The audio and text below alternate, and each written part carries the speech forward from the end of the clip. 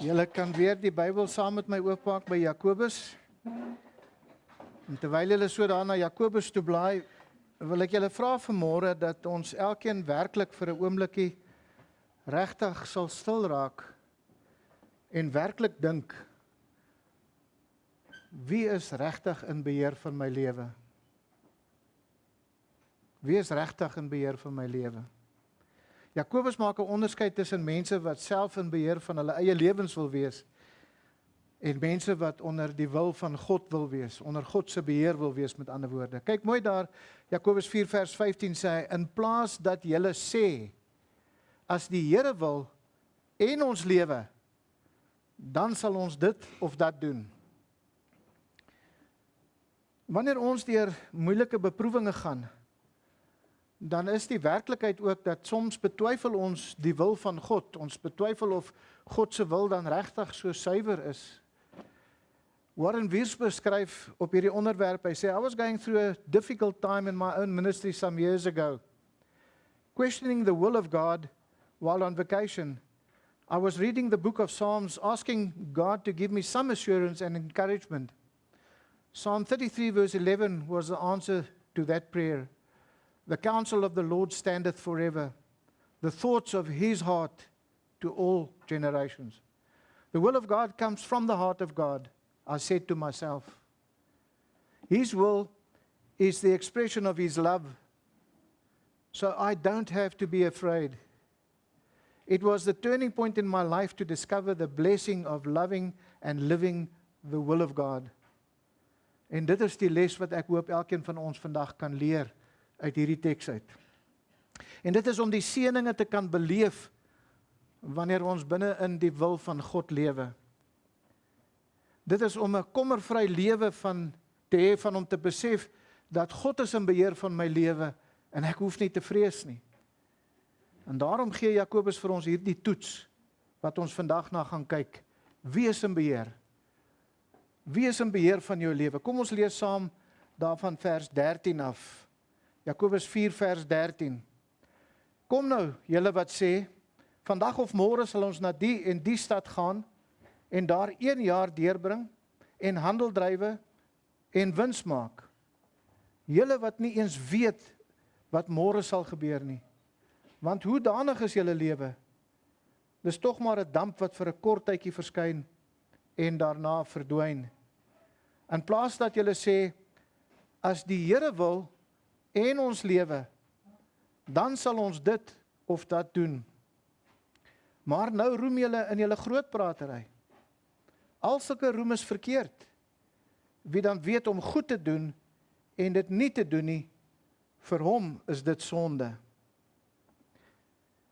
Jy sien, Jakobus het sy lesers uitgenooi om tot God te nader, soos wat ons nou so rukkie terug na gekyk het, in 'n opregte sonde berou en 'n opregte sonde belydenis daar in hoofstuk 4 vers 7 tot 10. En julle sal onthou dat die uitnodiging in vers 7 was gewees, onderwerp julle dan aan God. En julle sal onthou dat ons gesê het dat dit 'n militêre term was wat beteken om jouself te onderwerp aan die gesag wat hoër as jy is. Die korporaal is onderworpe aan die sersant en die sersant aan die samajoor en die samajoor aan die luitenant en die luitenant aan die kaptein, en so kan ons aangaan. Ons ken daardie hiërargie. En ons sal ook onthou dat dit net die nederig is wat na God toe gekom het en in nederigheid gesê het, U is God, ek onderwerp my aan U gesag. U is in beheer van my lewe. Julle sal daardie boodskap onthou. Nou in vandag se teks spreek Jakobus nou met die hoogmoediges. Dit is die mense wat hy in vers 6 gesê het, God weerstaan die hoogmoediges. Hulle word weerstaan omdat hulle in beheer van hulle eie lewens wil wees. Hulle aanvaar nie God se heerskappy oor hulle nie. Hulle is nog rebelle in hulle hart, in opstand teen God se wil en teen sy gesag. Jakobus sê vir hulle in vers 13, kom nou julle wat sê. Maar let op dat hoofstuk 5 begin met dieselfde woord, kom nou julle rykes. Hoofstuk 4 vers 13, kom nou julle wat sê, hoofstuk 5 vers 1, kom nou julle rykes. Begin met presies dieselfde woord. Nou ons kan dit lees met die gedagte van, kom kom nou, julle wat sê, of ons kan sê, kom nou, julle wat sê, met die gedagte van, die eerste een is 'n broederlike uitnodiging van kom nou na die Here toe. Of die tweede ene kan wees van 'n uitdrukking van die dringendheid daarvan, kom nou na die Here toe. Maar hier's 'n interessante gedagte rondom hierdie woord wat Jakobus hier gebruik. Want die algemene woord in die Nuwe Testament in die Bybel in die Grieks om te sê kom is die woordjie ergomai. Maar dis nie die woord wat Jakobus hier gebruik nie, hy gebruik die woord age. En hierdie woord word net hier in hoofstuk 4 vers 13 en hoofstuk 5 vers 1 in die hele Nuwe Testament gebruik. Die enigste twee plekke wat hierdie woord age gebruik word om te sê kom. Maar hierdie woord word in die Septuaginta gebruik. Nou die Septuaginta is die Griekse vertaling van die Ou Testament. En hierdie woord word in die Septuaginta gebruik om die Hebreëse woord te vertaal wat beteken om in te bring of om in te lei of uit te lei soos wat 'n mens beeste sal aanjaag in die kraal in of hulle uit die kraal uit sal jaag. Dis daardie gedagte om te versamel, om bymekaar te bring wanneer beeste of diere aangejaag word. Die gedagte is om almal bymekaar te bring, om almal te versamel. En die prentjie wat Jakobus vir ons skilder is die prentjie wat ek glo wat God in Jesaja gegee het, want dis die enigste ander plek in die Septuaginte wat hierdie woord age gebruik word. Die Here sê vir Jesaja, en ek wil hê julle moet blaai na Jesaja 2 daar in hoofstuk 43, as ons net so vinnig na die konteks daarvan gaan kyk, hoofstuk 43, ons gaan daarvan vers 5 af kyk, maar terwyl julle soontoe blaai, gaan ek net gou die eerste paar versies lees. Jesaja skryf, maar nou, so sê die Here jou skepper, o Jakob en jou formeerder, o Israel, wees nie bevrees nie, want ek het jou verlos. Ek het jou by jou naam geroep, jy is myne. As jy deur die water gaan, is ek by jou, en deur die riviere, hulle sal jou nie oorstroom nie. As jy deur vuur gaan, sal jy jou nie skroei nie, en die vlam sal jou nie brand nie, want ek is die Here jou God, die Heilige van Israel, jou heiland. Ek het Egipte gegee as losprys vir jou, Kus en Seba in jou plek, omdat jy kostelik is in my oë, hooggeag is, en ek jou lief het, daarom gee ek mense in jou plek, en volke vir jou lewe. Maar kyk nou na vers 5. Hier in vers 5 sien ons, hy skryf, wees nie bevrees nie. God sê, wees nie bevrees nie, want ek is met jou. Ek sal jou geslag van die ooste af aanbring en jou versamel van die weste af. God sê vir Israel hier in vers 5 dat hulle nie bevrees moet wees nie, want hy sal hulle weer aan die einde van tyd bymekaar bring. Daar's 'n paar kere wat hulle in ballingskap weggevoer was en God het hulle teruggebring. En later was hulle heeltemal deur die nasies van die wêreld verstrooi, onder die nasies verstrooi, en God gee hulle die belofte dat hy gaan hulle weer bymekaar bring. Wat ek glo wat ons beleef het, wat ons sien nou van 1948 af, waar Israel as 'n volk weer in hulle eie land tot stand kom. Maar kyk nou na vers 6. Ons sien daar, en ek sal sê aan die noorde, gee, en aan die suide, hou nie terug nie. Bring my seun van ver, en my dogters van die einde van die aarde af. Vanuit die hele wêreld sal al die Jode terugkeer na hulle land toe. En die woordjie bring hier is in Grieks vertaal as age, in die Septuagint. Lei hulle in, bring hulle saam, vergader hulle. En daar in vers 8 sê, wat ek geskaap het tot my eer, wat ek geformeer het, wat ek ook gemaak het. Kyk hoeveel keer gebruik hy die woord ek in vers 8. As ons net saam lees van vers 7, want elkeen wat na my naam genoem is, en wat ek geskaap het tot my eer, wat ek geformeer het, wat ek ook gemaak het, bring uit die volk wat blind is, en tog oë het, en die dowes wat ore het. Bring hulle uit die volk uit, vergader hulle, nie om te veroordeel nie, maar met 'n spesifieke doel. En die konteks van hier in Jesaja is dat daardie doel is, dit is God se doel, dat Israel bymekaar gebring moet word as 'n getuie vir God. Kyk nou na vers 9. Vers 9 sê, al die nasies het saam vergader, en die volke is versamel. Wie onder hulle kan sulke dinge verkondig? En laat hulle ons die vorige dinge bekend maak, laat hulle hul getuies bring, dat hulle in die gelyk gestel kan word, en laat hulle hoor en sê, dit is die waarheid. Jy sien die prentjie wat God vir ons hier in Jesaja stel, is die van 'n vergadering van nasies. Hulle word almal bymekaar gebring want God wil 'n punt aan hulle bewys. En hier is die punt wat God wil maak. Hy wil sy saak stel. Heel eerste van alles is Israel is daar, vers 10, ons sal nou na vers 10 kyk, maar Israel is daar as die getuie van God. En dan is al die nasies daar, om dan hierdie saak van God aan te hoor.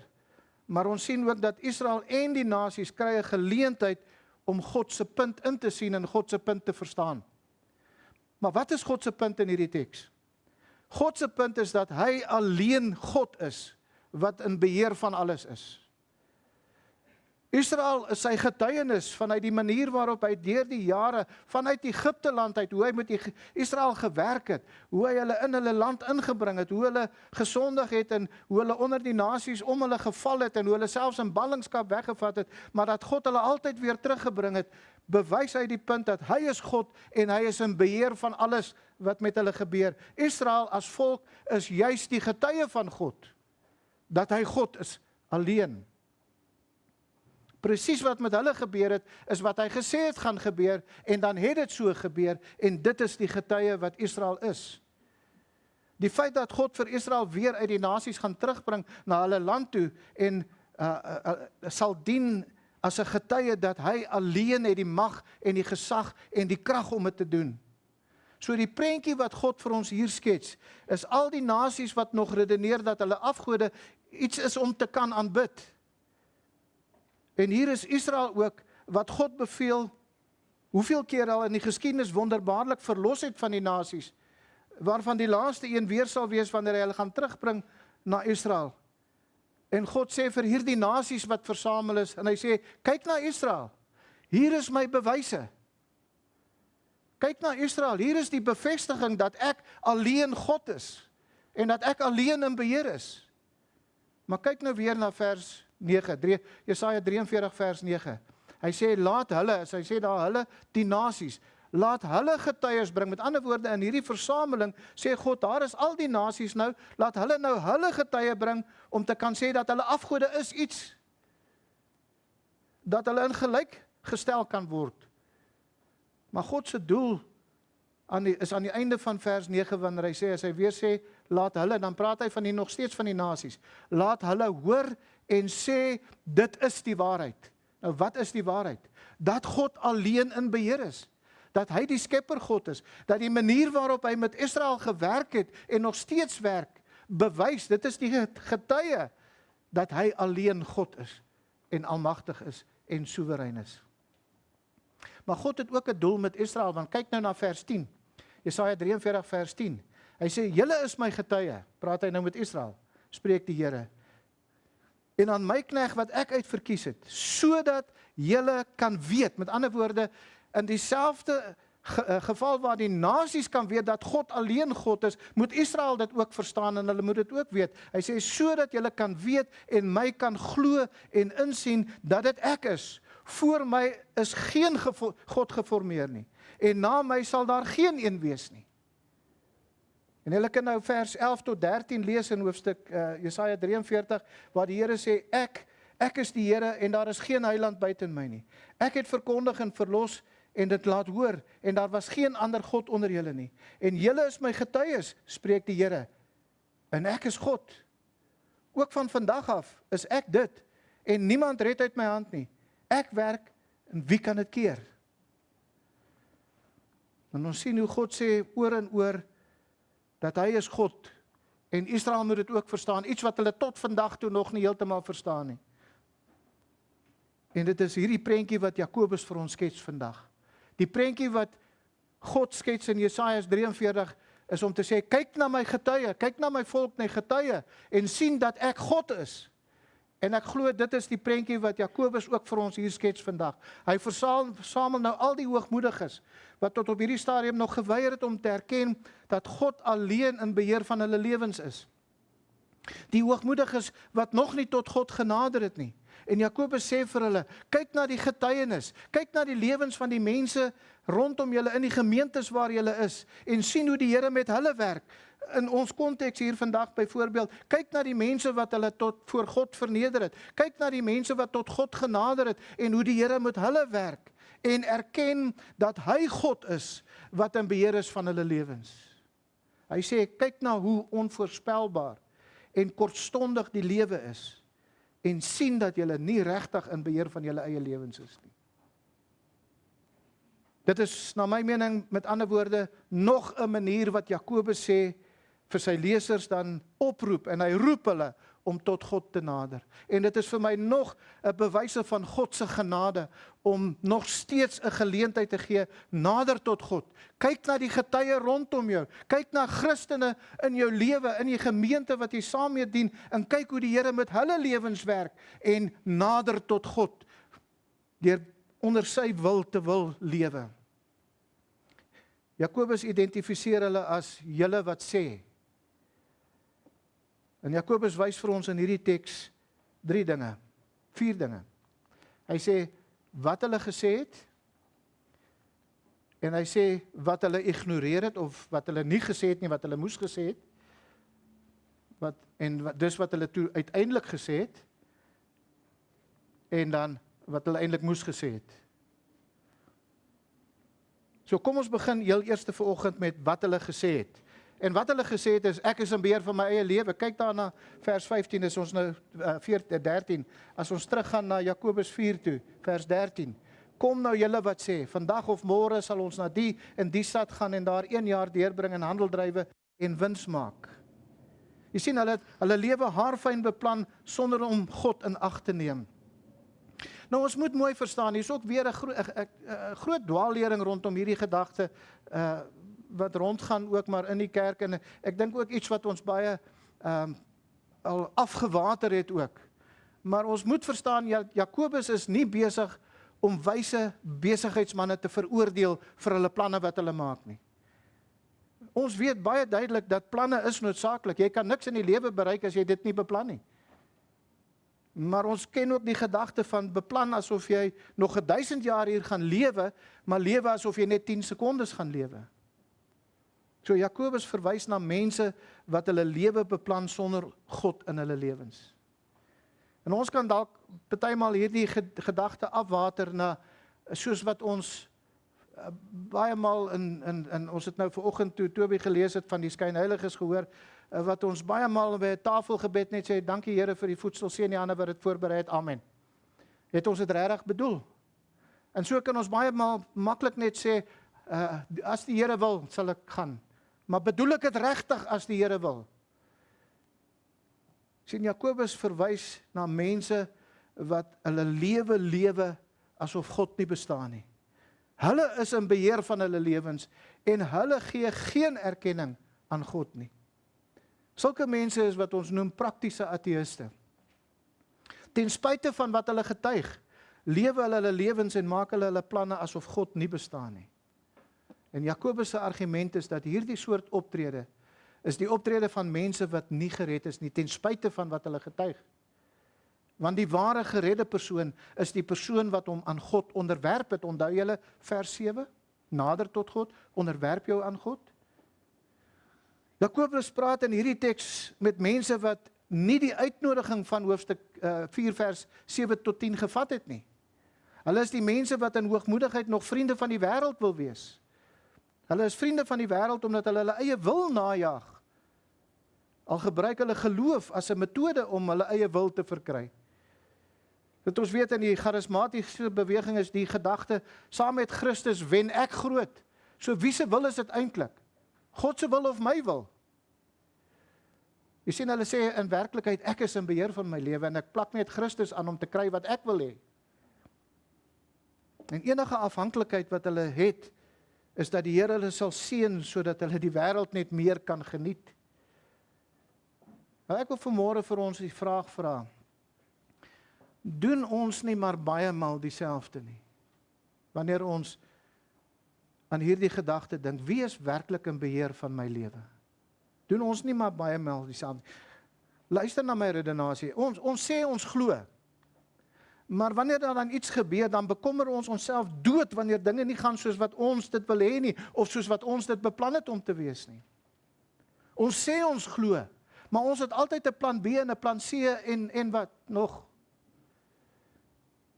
Ons sê ons glo, maar luister na hierdie ene. Ons wil nie God se plan aanvaar nie. Met ander woorde, as my beplanning wat ek gedoen het nou nie uitwerk soos wat ek wil hê dit moet uitwerk nie, hoe reageer ek nou? Want ek wil nie regtig God se plan in my lewe aanvaar nie. Dit wat God in hierdie oomblik in my lewe toegelaat het, is God se plan. Ons sing, U is die pottebakker en ons is die klei. Maar wanneer die pottebakker ons wil begin vorm, dan is ons nie meer so gewillig nie. Die mate wat jou en my lewe getuig van 'n absolute oorgawe aan God, is die mate wat God in beheer van ons lewens is. Al moet dit soms sleg gaan in my besigheid, al moet dit soms sleg gaan in my lewe, of selfs in my huwelik, by my werk, dan moet ons altyd onthou, God is in beheer en hy het 'n plan en hy het 'n doel. Miskien wil die Here my ongeredde man of my ongeredde vrou red deur hierdie probleem waardeur ons gaan nou. Miskien laat die Here dit toe sodat die sonde opgehoop kan word en dat die dag wanneer hy oordeel dan is al daardie sonde opgehoop. Miskien het dit selfs niks met my te doen nie. Wat ook al hierdie beproewing is wat oor my pad gekom het, want soos in die geval van Job, is dit heel moontlike gesprek tussen God en die Satan in die hemel waarvan ek niks weet nie. En soos Job moet ons besef dat daar 'n stryd tussen God en die Satan in die hemel aan die gang is en ons net op die Here moet vertrou. Hy weet beter. Hy weet waarmee hy besig is. En hy sal nie toelaat dat enigiets onnodig met ons gebeur nie. Alles wat die Here in ons lewens toelaat is tot ons beswil. Want onthou julle nog Jakobus hoofstuk 1 vers 2 tot 4? Agter loutere vreugde, my broeders, wanneer julle in allerlei versoekinge val, omdat julle weet dat die beproewinge van julle geloof lydsaamheid bewerk. Maar die lydsaamheid moet tot volle verwerkliking kom, sodat julle volmaak en sonder gebrek kan wees en in niks kort kom nie. Jy sien, dit is goed om doelwitte te stel. Maar doelwitte kan ons teleurstel as ons vir God uit hulle uitlos, uit ons beplanning uit. Daar is geen punt daarin om planne te maak asof God nie bestaan nie. Ware Christene hou altyd in gedagte dat God in beheer van die toekoms is. Dawid sê byvoorbeeld in Psalm 14 dat die dwaas in sy hart sê daar is geen God nie. Ek wil vir jou vra vanmôre, wat is jou planne vir die volgende 10 jaar? Of miskien die volgende 5 jaar? Of dalk môre? Wat is jou planne vir môre? En dan wil ek vir jou vra, hoe gaan jy reageer as God kom en al jou planne verander? Al die planne wat jy gedoen het, omvergooi. En daarom is die gedagte hier is, beplan vooruit, maar doen jou beplanning in potlood, sodat jy dit kan uitvee en verander, wanneer God anders te besluit.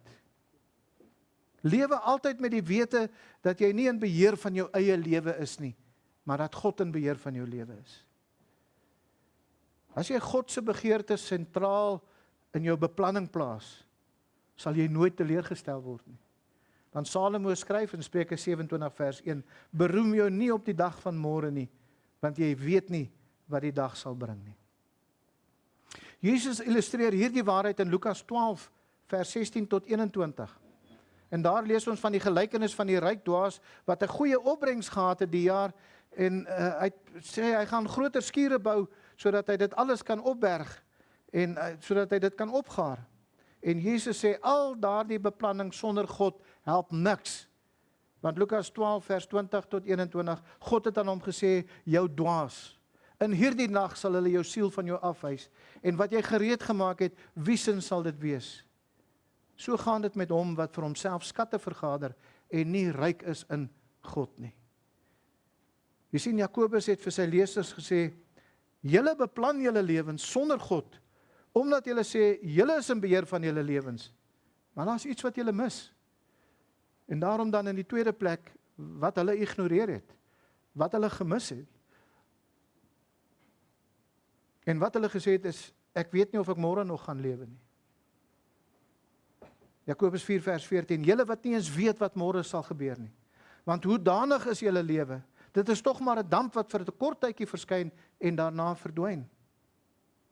Nou oorspronklik staan daar geskryf, julle wat julle besigheid beplan, terwyl julle nie eens weet wat môre sal gebeur nie. Jakobus vlek hulle voorbarige onverskilligheid oop, hier in vers 14. Hulle maak al hierdie planne en hulle weet nie eens wat God se plan is nie. Hulle weet nie eens wat die toekoms vir hulle gaan inhou nie. Hulle beplan hulle lewens sonder om God se wil in ag te neem.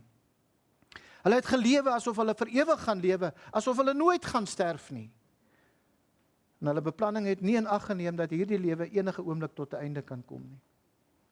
Gisteraand op pad huis toe is die pad skielik toegemaak hier voor ons. En toe ons uiteindelik by die punt verbykom, toe lê die man nog daar in die straat. En ek is oortuig daarvan dat daardie persoon het 10 sekondes voor hy gesterf het, toe hy oor die pad gespring het en voor die karre ingehardloop het, het hy nie gedink hy gaan oor 10 sekondes in die volgende lewe wees nie. Niemand van ons dink daaraan nie. Ek wil julle herinner aan Hanna se lofsang. Net nadat sy Samuel gehad het in 1 Samuel 2 vers 6, het sy haar lofsang het sy gesê, die Here maak dood en maak lewend. Hy laat neerdal in die doderyk. En daarom sê Jakobus vir hulle dat hulle lewe is maar net soos mis voor die oggendson. Op pad hiernatoe vanoggend wys ek vir Soreta, ek sê kyk al die mis hierso. En toe ons nader kom, toe sê ek, waar is die mis? Die oomblik wanneer die sonnetjie die mis slaan, is dit weg. En dit is hoe kort die lewe is. Soos 'n asemdamp op 'n koue wintersoggend. As jy uitblaas, is die damp daar net vir 'n splitsekonde en hy's weg. Dis daar net vir 'n oomblik en dan is dit weg. En dit beskryf die werklikheid dat hierdie lewe is net die oorgang tot die ewige lewe. En ek dink dis die punt wat ons moet verstaan hier vanmôre. Onthou Jakobus het ook gesê in hoofstuk 1 vers 10 en 11 het hy gesê, want soos 'n blom van die gras sal hy verbygaan. Want die son gaan op met sy hitte en laat die gras verdor en sy blom val af en die suurlikheid van sy gedaante vergaan. Jakobus se lesers het nie verstaan wat Dawid verstaan het toe hy byvoorbeeld geskryf het in Psalm 39 vers 6. Kyk, u het my dae 'n paar handbreedtes gemaak en my leeftyd is soos niks voor u nie. Ja, as pure nietigheid staan elke mens daar.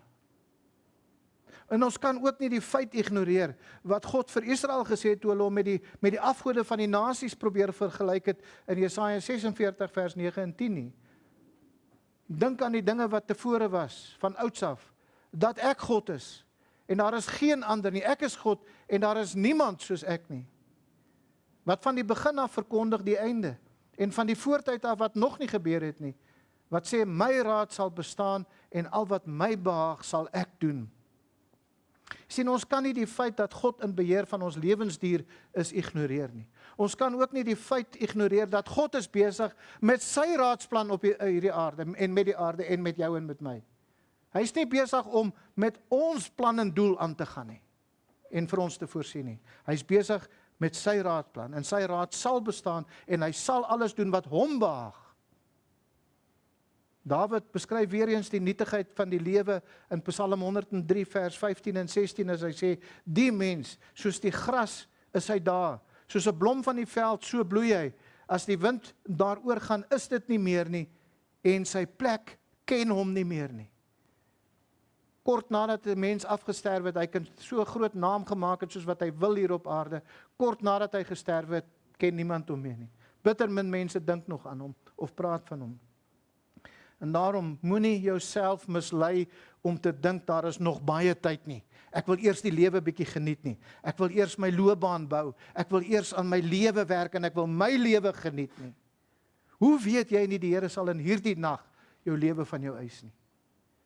Lewe jou lewe elke dag ad coram Deo. Ad coram Deo beteken altyd voor die aangesig van God. Lewe met die wete dat God sien elke oomblik van jou dag. Hy weet elke gedagte wat jy dink, nog voor jy dit gedink het, dan weet God dit al.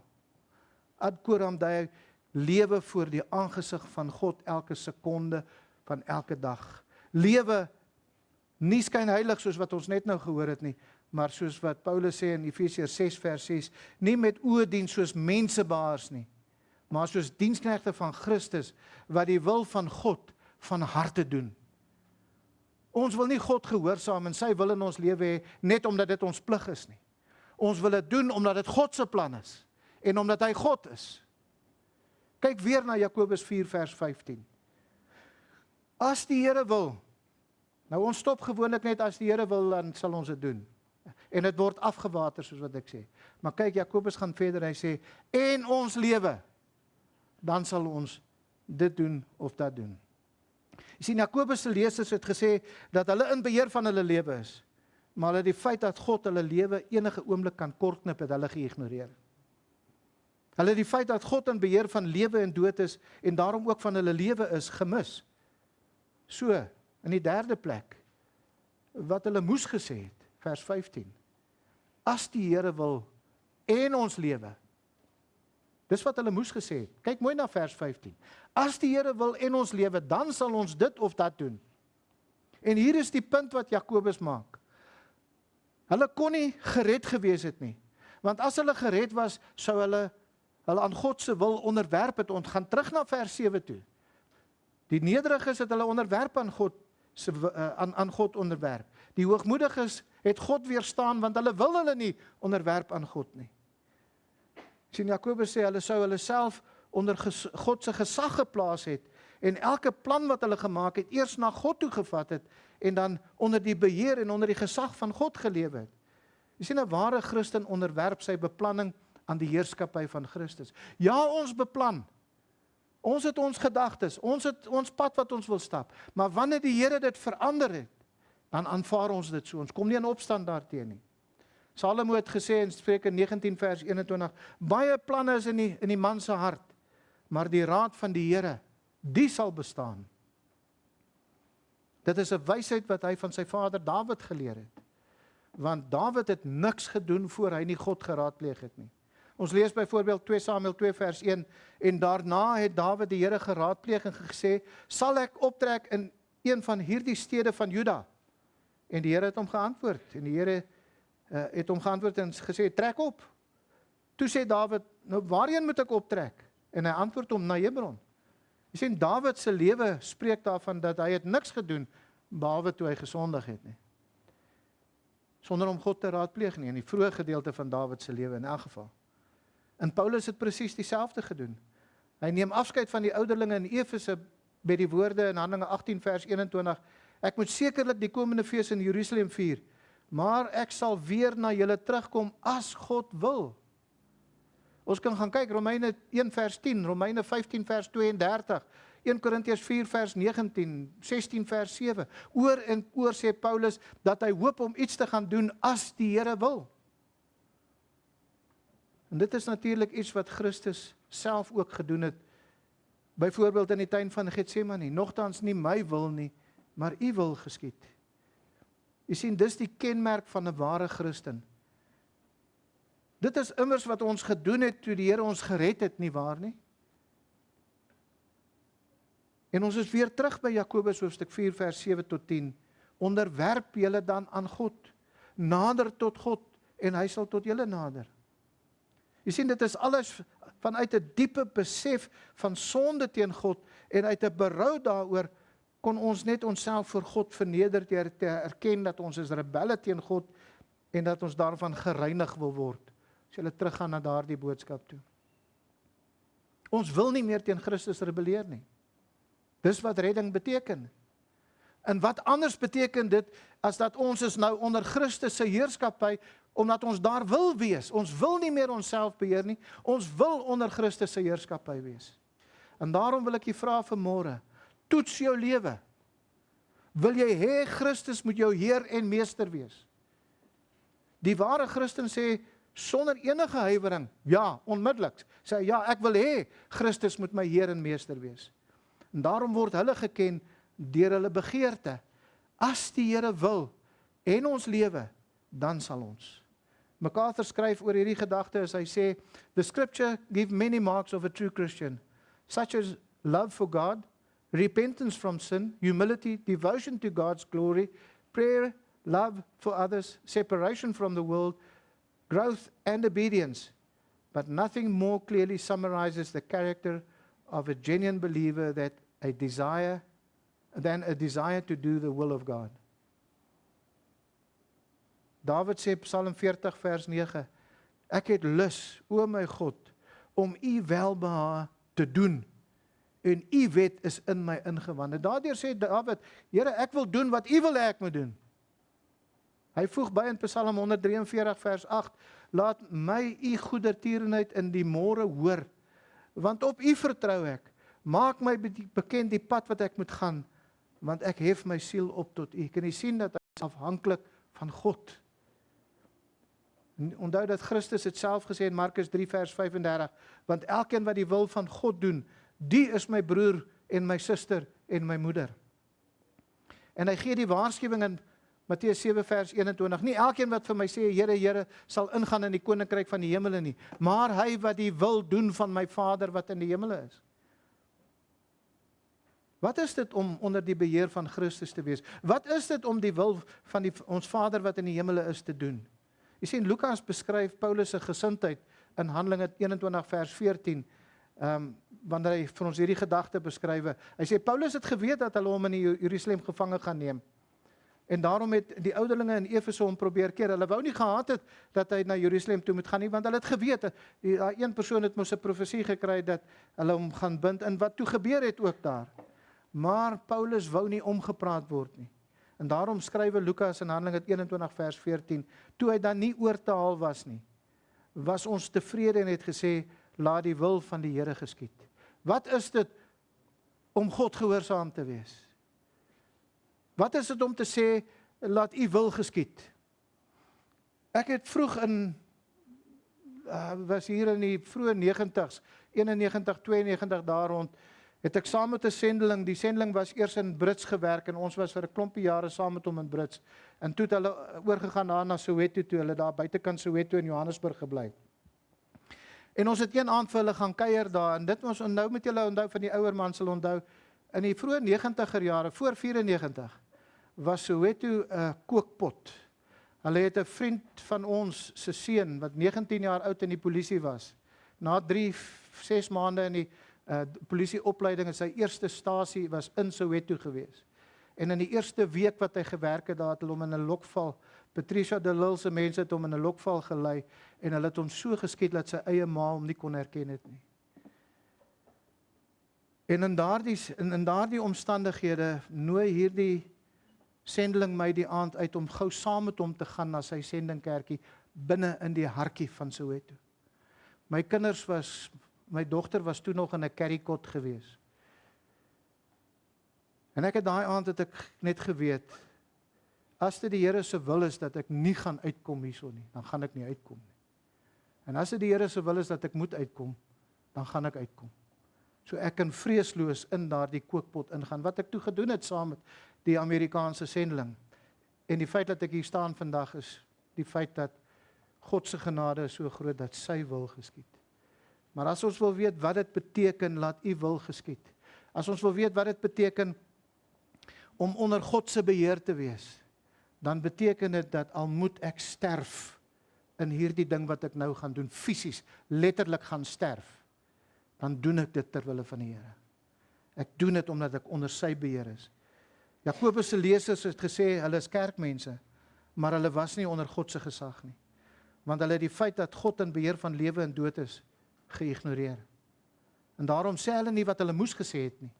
Maar ons sien ook in die laaste plek vandag, wat hulle dus eintlik gesê het, in vers 16 en 17. Ek is besig om myself te mislei. Dis wat hulle eintlik gesê het. Kyk mooi na vers 16 en 17. Maar nou roem julle in julle grootpratery. Al sulke roem is verkeerd. Wie dan weet om goed te doen en dit nie te doen nie, vir hom is dit sonde.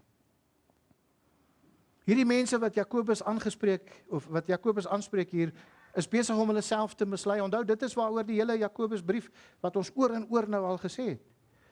Maar in hierdie geval het hulle nie ag gegee op die uitnodiging van vers 7 tot 10 nie, omdat hulle dit self gesien het, maar ons is klaar gered.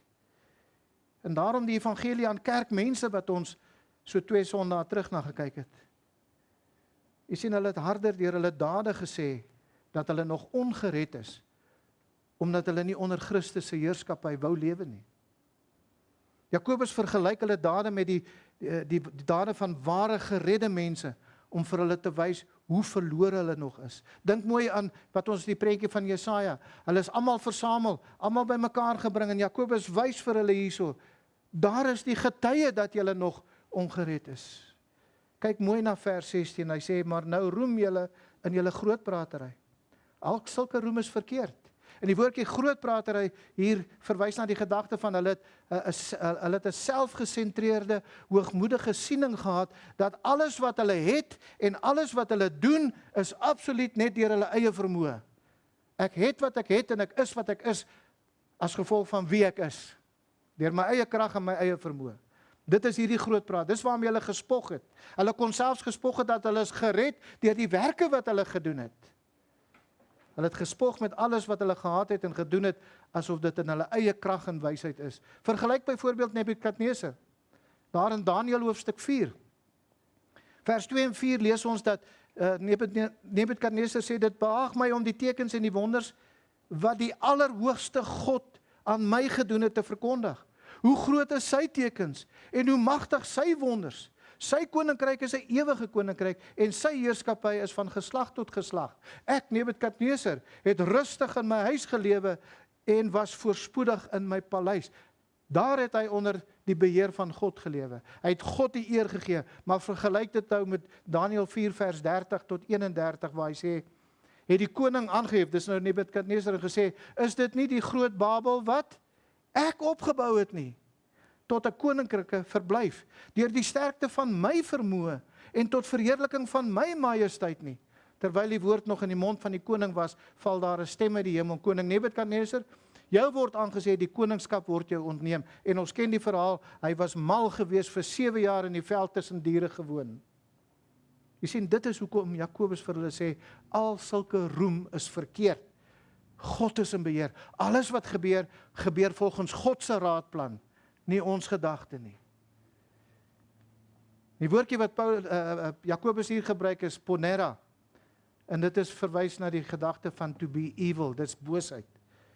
Douglas Moo beskryf hierdie woord, dan sê hy dat hierdie soort grootpratery boos is, nie omdat dit op 'n arrogante manier gedoen word nie. Dit is boosheid omdat dit 'n arrogante ontkenning van God is. Nee God. Daar is geen God nie, sê die psalmdigter. Kyk nou na vers 17. Jakobus sê dat die persoon wat weet om goed te doen, en die gedagte, die woordjie om goed te doen, hier is weer die woordjie kalos. En dit is 'n verwys na 'n morele, eerbare, goeie optrede. Dit is mense wat die morele konsep ken. Soos die een kommentaar dit stel, beautiful as in an outward sign of the inward good, noble, honorable character. Maar dit is om uiterlik te wys wat 'n persoon aan die binnekant is. En Jakobus praat van mense wat weet wat hulle moet doen. Wat is dit wat hulle weet wat hulle moet doen? Hulle weet wat hulle moet doen om gered te word, want hy het dit in hoofstuk 4 vers 7 tot 10 vir hulle duidelik uitgestip. Hoe weet hulle dit? Alles wat hy vir hulle geleer het in hoofstuk 4. Die een wat weet dat hy nederig na God toe moet kom vir redding en nie op homself moet steun nie. Die een wat met 'n gebroke hart voor God kom staan. Die een wat God nader om verlos te wees van sy sonde. Die een wat God eerste en sentraal in sy lewe stel. Jakobus sê die een wat al hierdie dinge weet en dit nie doen nie, vir hom is dit sonde. Hy's nog 'n rebel. Hy weier om die knie voor God te buig. Hy weier om te erken dat God in beheer van sy lewe is. En die interessante ding is dat die woordjie ponera of poneros en kalos is die teenoorgestelde. Poneros is boos, of ponera is boos, is die teenoorgestelde van kalos wat goed is. En die woordjie kalos verwys na wat vir God goed en welbehaaglik is. Hulle wat weet wat God behaag en hulle doen dit nie, is nog steeds 'n rebel teen God. In hoogmoed sê hulle dat God nie bestaan nie. Hulle het God nie nodig nie. Hulle sorg vir hulle self. Hulle ignoreer die feit dat God hulle lewe enige oomblik kan beëindig. Hulle moet besef, hulle is besig om hulle self te mislei. Kyk na die feite en sien dat God is God wat hemel en aarde geskaap het. Hy is almagtige, soewereine, enige en enigste God. Buig die knie voor hierdie God en gee jou oor aan sy wil in jou hele lewe. Weereens MacArthur skryf as hy sê, a constant disregard for or a lack of interest in God's will is a certain mark of the presence of pride. The ugly sin also underlying conflict, wat ons klaar na gekyk het, worldliness wat ons klaar na gekyk het, en slaande wat ons laas Sondag na gekyk het. To disregard God's will is tantamount to saying, I am the sovereign ruler of my own life. Such a prideful attitude is antithetical to saving faith. As James has already pointed out, God is opposed to the proud, but gives grace to the humble. Those who refuse to submit to God's will give evidence that their lives have not been transformed by His saving grace. Die Bybel wys vir ons wat God se wil is. Vir die wat wil neerskryf, moet julle vinnig skryf nou. Want nommer 1, dit is God se wil dat jy gered moet wees. 1 Timoteus 2 vers 4. 1 Timoteus 2 vers 4 en 2 Petrus 3 vers 9. Dit is God se wil dat jy gered moet wees. 1 Timoteus 2 vers 4, 2 Petrus 3 vers 9. Tweede een, dit is God se wil dat jy onder beheer van die Heilige Gees sal lewe. Efesiërs 5 vers 17 en 18. God wil hê jy moet onder beheer van die Heilige Gees wees. Efesiërs 5 vers 17 en 18. Dit is God se wil dat jy heilig sal lewe. 1 Tessalonisense 4 vers 3 tot 8. 1 Tessalonisense 4 vers 3 tot 8. Dit is God se wil dat jy onderdanig sal wees aan die gesag wat oor jou aangestel is. In 1 Petrus 2 vers 13 en 15 tot 15. 1 Petrus 2 vers 13 tot 15. Wees onderdanig aan die gesag wat oor jou aangestel is. En dan die laaste ene is, dit is God se wil dat jy verdrukking en vervolging sal verdra. 1 Petrus 3 vers 17. 1 Petrus 3 vers 17. Nou as jy jou onderwerp aan hierdie 5 aspekte van God se wil, raai wat? As jy jou onderwerp aan hierdie 5 aspekte van God se wil, kan jy gaan doen net wat jy wil, want dit sal in God se wil wees. Dis die manier waarop jy erken dat God in beheer is van jou lewe en nie jouself nie. As jy dit nie doen nie, dan bly jy in jou sonde. En dis die sonde van om nie te doen wat jy weet jy moet doen nie. En ek glo in die konteks hiervan is Jakobus sê, julle weet wat julle moet doen om gered te word. En as julle dit nie doen nie, dan bly julle in julle sonde. Al getuig jy wat? Onthou Jesus waarsku in Lukas 12 vers 47 en 48. Sy praat van daardie diensknegt wat die wil van sy Heer geken het en nie klaargemaak of volgens sy wil gedoen het nie, sal met baie slae geslaan word. Maar hy wat nie geweet het nie en gedoen het wat slaaf verdien, sal met min slae geslaan word. En elkeen van aan wie veel gegee is, van hom sal veel gevorder word. En aan wie hulle veel toevertrou het, van hom sal hulle oorvloediger eis. Ek vra weer die vraag, wie is in beheer van jou lewe? Jy sien die manier waarop jy die wil van God eerste prioriteit in jou lewe maak, is die toets wat wys wie in beheer van jou lewe is. Lewe jy onder die wil van God? Die manier waarop jy in beheer van jou eie lewe is die bewys dat jy nie vir Christus as Here en Verlosser ontvang het nie. Dink mooi, wie is regtig in beheer van jou lewe? Vader, baie dankie vir u genade. Dankie vir u woord en dankie om net vanoggend weer by mekaar te kon kom en net werklik gekonfronteer te word met hierdie vraag. As ons sê dat u is ons Heer en Meester, as ons sê dat ons op 'n stadium gekom het waar ons moeg geword het van die gemors wat ons van ons eie lewe maak, toe ons eie lewe probeer beplan het, en ons onsself onderwerp het aan God. As ons sê dat ons tot u genader het, en van u gevra het om ons te vergewe van ons sonde, en ons vir u gevra het om ons te reinig van ons sonde, en ons deur die feit dat ons tot u genader het, erken dat u God is, en dat ons gewilliglik onder u gesag geplaas het, beteken dit nie dan, Here, dat ons moet elke dag en elke oomblik onder daardie gesag lewe nie. En die vraag wat ons werklik konfronteer vandag is, doen ons dit? En ek dink ons almal moet eerlik wees, meermale nie, as wat ons dit moet doen nie. En daarom kan ons voor U kom buig vandag en in 'n diepe berou en 'n erkentenis net voor U te buig en te sê, Here, ons het teenoor U gesondig, vergewe ons. Help ons, gee vir ons die krag en die vermoë. Laat U Heilige Gees ons kom versterk, sodat ons elke oomblik van elke dag onsself aan U sal onderwerp. Juis oor die feit, Here, dat ons weet nie wat môre sal gebeur nie. Ons weet nie wanneer U dan die touwtjie van ons lewe gaan kortknip. En soos wat Jonathan Edwards in sy preek oor sondaars in die hande van 'n toornige God gesê het dan ook, die oomblik as daardie touwtjie geknip word en die persoon is nog ongered, dan val hy in 'n ewige hel. Here, help ons dat daardie realiteit, daardie werklikheid ons tot die waarheid skok vandag. Dat miskien getuig ons is Christene. Miskien getuig ons is onder U beheer. Maar die manier waarop ons optree, spreek harder van iets anderste. Soos in die geval van Jakobus se lesers, dat ons dalk nog besig is om onsself te mislei. Daarom wil ons bid, Here, juis met die gedagte dat ons weet nie wanneer U ons lewe gaan kortknip nie. Dat ons nie sal uitstel nie. Dat ons nie sal redeneer, maar daar is nog eers bietjie lewe wat ek wil lewe. Daar is nog eers plesier wat ek wil gaan geniet nie. Maar soos wat U woord ook sê, kom dan nou, vandag, terwyl dit vandag is.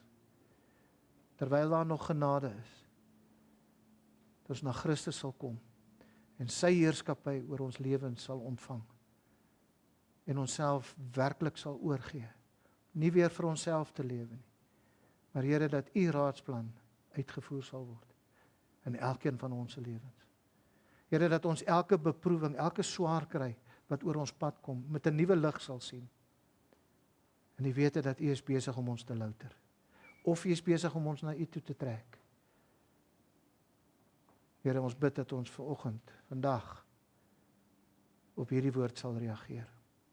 Ons loof U daarvoor in Jesus naam. Amen.